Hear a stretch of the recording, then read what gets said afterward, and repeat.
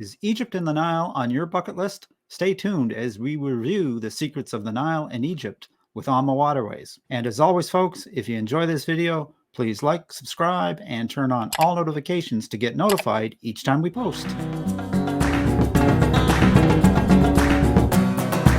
My guest today is Judy Nickerson, owner of Judy's Luxury Travel and Cruise Holidays of Monument. Judy is a luxury travel expert specializing in custom vacations and has been serving the needs of her clients in and around Colorado and across the country since 2005. Hi, Judy. Welcome to RTE Travel Talk. Hi, Ken. Glad to be here. It's great to have you back with us, Judy. So the last time we spoke, you had mentioned that you and Dave were off to explore the secrets of the Nile in Egypt. Now, unbeknownst to you, that is one of my top bucket list vacations. And I am just dying, as are a lot of our subscribers, to hear all about your wonderful vacation with AmaWaterways, discovering the secrets of the Nile in Egypt. Well, so, I'm here to tell you. All right. So can you fill us in about all the great experience you had and what we can expect if we were to take this vacation for ourselves? Yes, I can try. It was a very comprehensive trip full of information and knowledge that we had no idea until you actually get to Egypt. Right. And Jordan, you don't know. You can see all the movies you want and pictures and so forth and read every book, but it's just awesome. So we were on the go every minute. So the younger you are, the better you are to go. We loved it, and we didn't want to miss out. So we had that FOMO, fear of missing out. So right. We went to everything. We didn't say no to anything. So you better have a clear brain when you go so that you can absorb all this information, because there is so much information. We had a tour guide in Jordan who was fabulous.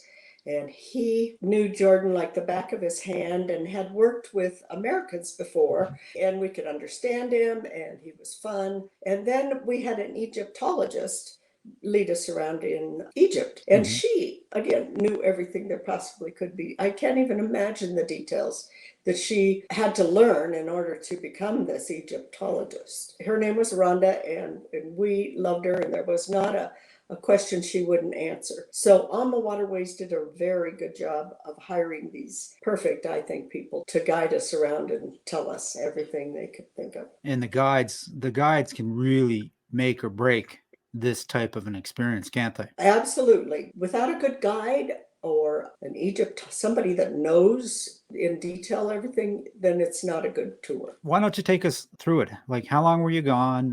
Where did we start? And, fill me in on some of the highlights. Okay, so we left Denver, flew directly to Frankfurt, which was quite convenient, and then Frankfurt on to Amman. So we chose the 4-day pre-trip in Jordan because we wanted to see Petra. Right. Very interesting things in Amman. We went to Jerash, which was where the road to Damascus started. Okay. So, and it's 6,500 years old, this Jerash. Wow. And they're still digging up artifacts. So that was really interesting to me. And these big columns, they were Roman ruins. So then the next day we went to Amman, the old city tour, and that was very interesting. And then we got to go to the Dead Sea and float on the Dead Sea. And it was kind of chilly in Jordan when we were there, and everybody was concerned that it was going to be too cold to get in that water. But we were assured by our tour guide, Iyad, that it's always warm at the Dead Sea. So sure enough, it was plenty warm, and we all got in and took pictures of us floating on the water. And then they give you a mud bath because the waters from the Dead Sea are supposed to be healing waters. The hard part was washing off in the cold water to get all that mud off. It was a fun activity. So then we went to Petra, and we were in Petra for 2 nights. And Petra is a UNESCO World Heritage Site, and it is also one of the new 7 wonders of the world. Oh, really? Yeah, so So tell me, yes, Petra. it's in Indiana Jones and the Last Crusade, and it's like the Exactly. last 20 minutes. Yeah. That's Petra, and that's called the Treasury, that Okay. building. And we took plenty of pictures of that. It's a huge, huge, I would say, we have Garden of the Gods here and Red Rocks Theater. It's nothing compared to the immensity of Petra. It's huge. It's just amazing. It's hard to describe until you actually see You, it you and just see have to all be those. there. You really do. So then we went to Wadi Rum on a Jeep tour. Wadi Rum means the Valley of the Moon. So Wadi Okay. means valley and Rum means moon. But anyway, this Jeep tour was interesting because we were thinking of a Jeep like we have here, but Right. it wasn't. It was old ragged trucks that they put benches that you sit on in the back of the truck. So a couple of people sit in the cab of the truck, and a couple of people can sit on, or even all four of you could have done that. But so it was funny. We joked about that Jeep type tour, but we had fun. That's a real adventure out of Indiana Jones.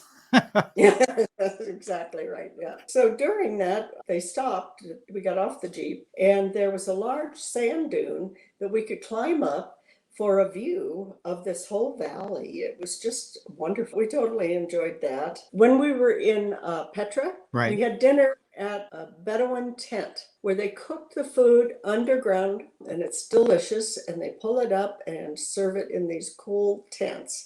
Now, I think normally they would sit on the ground, but they had tables there for us. That was really fun.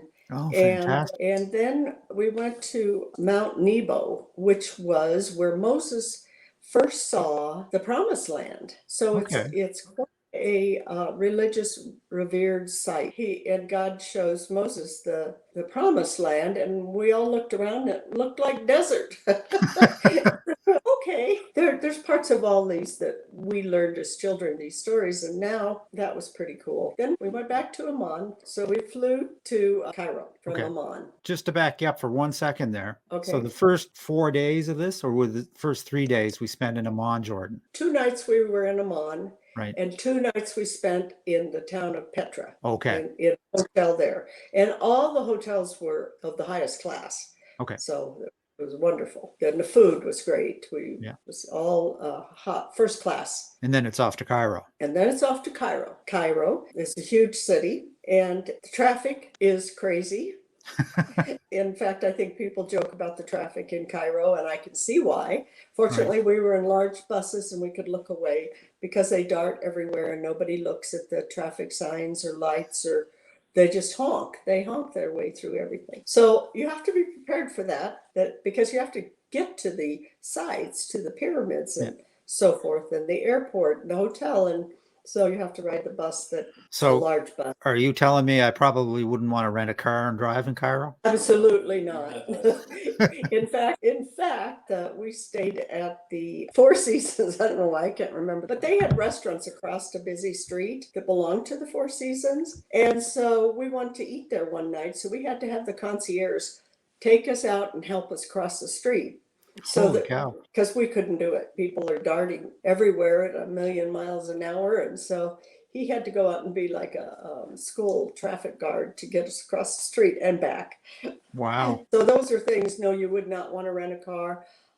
I wouldn't even want to just go it alone and try to figure out where to go and what to do. You need a guide. And to be safe, there's nothing, we never felt unsafe or scared in any way, but it is required both in Jordan and Egypt for any tour company has to have an armed police officer on board the ships, or not the ship particularly, but the buses with the tour to protect Americans, because we're their bread and butter. They don't want to have anything happen to us. So that was interesting. We went to Cairo, and then we went to the Egyptian Museum. This is the original Egyptian museum that's open. They've built a new one, and they've been trying to open it for years, but it isn't open yet. They've moved some of the important artifacts to that already. So we don't know what we missed in seeing that, but my goodness, the one that we did see was quite amazing. And again, you probably had a guide taking you through that, did you, Judy? Absolutely. So by Yeah. this time, when we got to Cairo, we met up with our Egyptologist. Her name Okay. was Rhonda, and she knew everything, anything and everything. She was just amazing. We had those little audio boxes so she could take us around and tell us all the facts of the museum and everything we were looking at, and basically showed us the highlights. And King Tut's treasures were there. So then we went to the Alabaster Mosque. So we saw mosques, churches, tombs, temples, all sorts of things. In Jordan and Egypt, they have the call to prayer. It starts at 4:30 in the morning. So you're awakened at 4:30 in the morning because it comes over the loudspeakers, the call to prayer. And four more times during the day, they make that call out for the prayer. So So do things stop during the call to prayer, Judy, or is it just for the people of faith? nothing stops. I couldn't tell the difference. Okay. So anyway, we had a view of the Giza pyramids from across the city. And that's one thing we could see almost from, I mean, it was quite in the background from our hotel, which was quite astounding. So we were very well located in that hotel at the Four Seasons. That's something a lot of people probably don't realize, that Giza and the pyramids of Giza is very close to Cairo, right? Absolutely. They are right outside of it, and that's what makes it kind of nice and as a background to see. Then we went to the pyramids of ancient Memphis, which was another UNESCO site. We could visit a huge statue of Ramses II, the Alabaster Sphinx, and the necropolis of Saqqara. So you'll find out what all that means when you get there. But oh, and the step pyramid, the famous step pyramid of King Zosser, Zose, and it's the oldest pyramid on Earth. Okay, so the Alabaster Sphinx, is that the Sphinx that we all know, or is this a different Sphinx? Different Sphinx. It's a different Sphinx. So then after we saw that, we saw the Great Sphinx and the Giza complex. And then we rode camels, which was very fun, kind of scary. You have to, because they go down and you have to hold on because you have to go forward. And then in order to get up, they have to go down and then back. But once you get up and you're walking around with it, it's there's a young man that guides you around with a rope. Well, if you're going to go there and you're going to do this, you may as well take advantage of every single thing you can, and age be damned. I know, that's exactly what we thought. Yeah, so we all did that because no one was going to miss out on that. And it wasn't that bad. Once you get up, it's like riding a horse. Yeah. I'm sure those poor camels are sick and tired of up and down. I'm sure. So, and the young men, they were quite young, actually, boys, and they loved doing it. And right. Mine asked me if I would tip him $1 million. I said, sure, you can have all the millions I have. So we're gone from Memphis. What's next on our agenda? We go to Aswan. So we fly to Luxor, get on the ship, and that's where we have tours every day and the ship was beautiful. This is almost a brand new ship. It's been refitted and it's gorgeous. We totally enjoyed the ship itself. What was the name of the ship, Judy? It's the AmaDahlia. And you pick up the ship in Luxor? Yes, correct. Okay. So the ship sails from Luxor and back to Luxor. So it's a kind of round trip there, and then you have to fly from Luxor back to, so there's a little bit of airplane time. The flights are probably not very long, though, I wouldn't expect. Oh, no, I think an hour was the longest flight we took. We had a optional tour, which was supposed to be absolutely fabulous, called Abu Simbel. And so we're all looking forward to it. Everybody signed up. We went to the airport, and there was sandstorms. And so we sat there for hours waiting for it to subside, and that didn't happen. So, but you have to sign up for that when you make your final payment. So that's kind of an important thing. I wish we would have seen it because I hear it's a fabulous side trip. So you recommend that anybody that's I, taking this tour with yes, AmaWaterways to take the optional Abu Simbel yeah, it's a if little you can. pricey, but I think it's worth it. So we went to the Temple of Komombo, and that is dedicated. Oh, was a fun one. Two gods: the crocodile god Sobek, Mm-hmm. sitting on the right hand, and the falcon-headed Heroris. And then inside this temple, they have a crocodile museum with a display of 40 mummified crocodiles. So mummified crocodiles. So we saw a lot of mummies, Yeah. mummified people throughout all the temples, but to see that they did that with those crocodiles, that they thought they were gods of some kind. That So the was, Egyptians actually mummified these crocodiles. They just didn't happen yeah, naturally. Wow. exactly. Yeah, they had to do it. We visited the Karnak temple, Okay. and that was huge. They had these columns, giant columns. I think I took a picture of Dave standing in these columns so people could get an idea how big they were and how many. There were hundreds of columns in that area. This Karnak temple is one of the biggest in the world, and it's about 200 acres and took 1,300 years to build this temple. So they worked on it forever. And it's been quite an effort to restore the temples. So when we went to the Valley of the Kings and the Queens, which was another fascinating visit, we got to see Queen Nefertiti or Nefertari. That tomb was one of the best preserved in the world, and it still had the colors in it. So it was Wow. beautiful and it was big, and that was probably my favorite tomb and favorite thing to see. It was just amazing to me, that particular temple.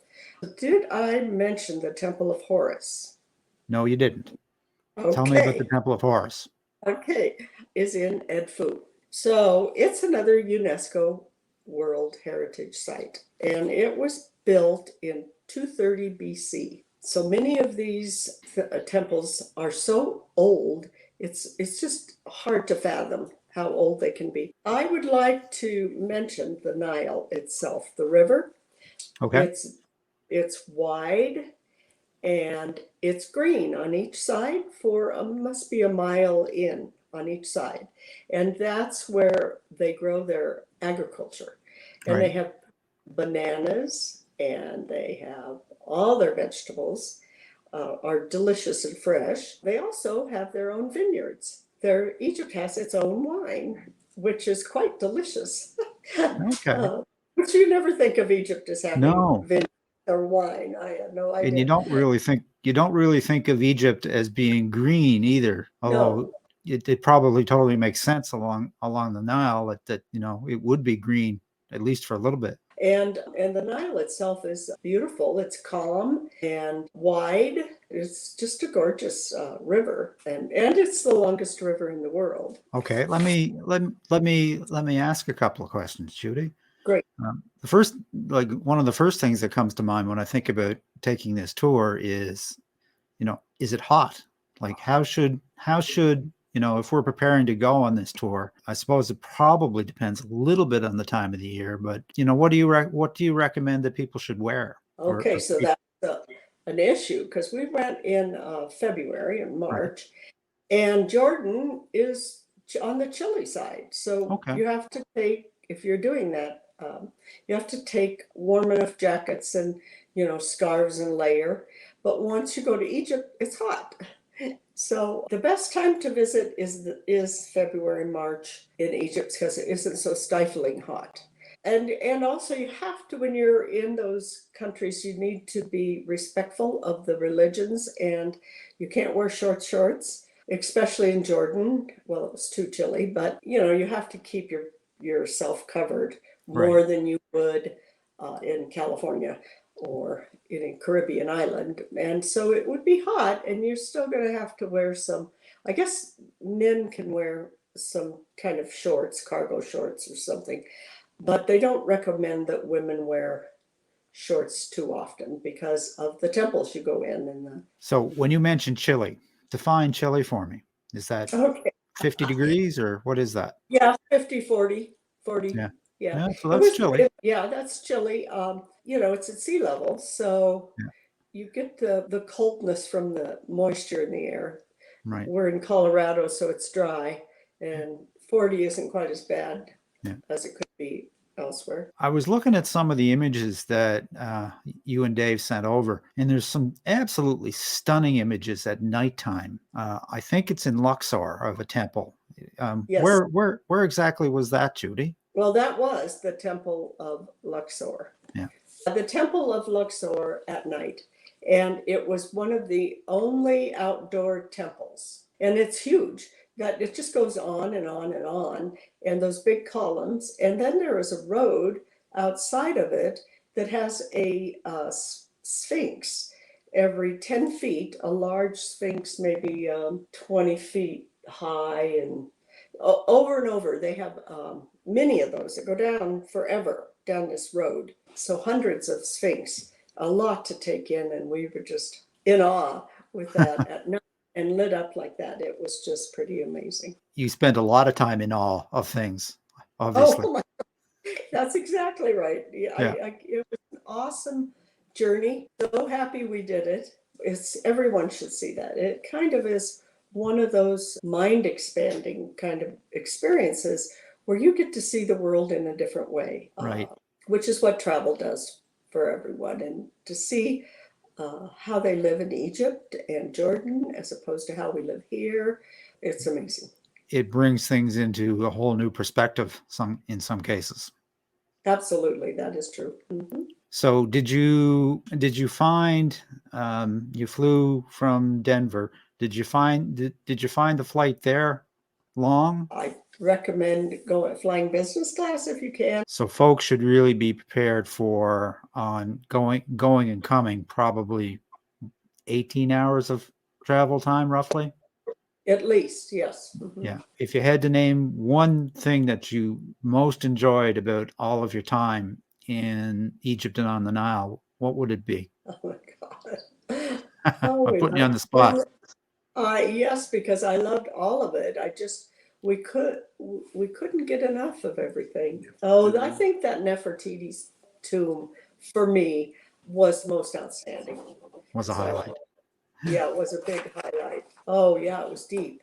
You had to go down quite a few stairs. So that's another thing you need to be prepared for is walking and steps. There's no elevators, very few elevators. So in order to see things, you're going to have to walk up and down. Uneven steps everywhere. In fact, we had a couple people fall on some of the tours that we took. They weren't injured badly, but if you just take your eyes off the step for 1 second, you're a goner So good footwear then absolutely is essential. Well, Judy, this has been absolutely great information. If folks wanted to find out more information about a tour of Egypt and the Nile or another luxury vacation, how would they go about reaching out to you, Judy? Well, they can call me on 719-487-0056. I can be reached by email, which is jnickerson@cruiseholidays.com. I'd be happy to answer and help them. That's wonderful, Judy. I'll leave those links in the description. Excellent. But as I always ask, just before we get out of here, my favorite, I think you and Dave are two of my favorite world travelers. Where are you off to next? Well, we're kind of waiting to see. We usually travel in May, and I don't know what we're going to do, but we haven't decided. But in August, we're going to leave out of London on Azamara and sail down the coast of France and end up in Lisbon. And we're going to go to Bilbao, and we're going to see the Guggenheim Museum there, which is something on my list. And we're going to stop in Bordeaux, and we have probably sample a little bit of wine in Bordeaux, maybe. Yeah, maybe. Well, I look forward to seeing those pictures and having you back to regale us of your time on aboard Azamara. So, does that sound like a plan? It sounds like a plan. And if we go someplace exciting before that, I'll let you know. All right. Well, Judy, this has been wonderful. I'm just simply going to wish you safe and happy travels in all your upcoming adventures. May the wind always be at your back, and I hope to see you and Dave on a Lido deck real soon. All right. Thank you so much, Ken. Take care. You too. Bye. And that about wraps things up for today, folks. A very special thanks to my guest, Judy Nickerson of Cruise Holidays of Monument and Judy's Luxury Travel. I'll leave her links in the description if you'd like to reach out to Judy about Egypt and the Nile or another luxury vacation. If you'd like to reach us, you can simply send a question to questions@realtravelexperts.com. Visit our website, realtravelexperts.com, or simply leave a comment. We always respond. And as always, folks, if you enjoyed this video, a like, subscribe, and a ring of the bell is certainly appreciated and helps us to spread the word. So until next time, happy travels.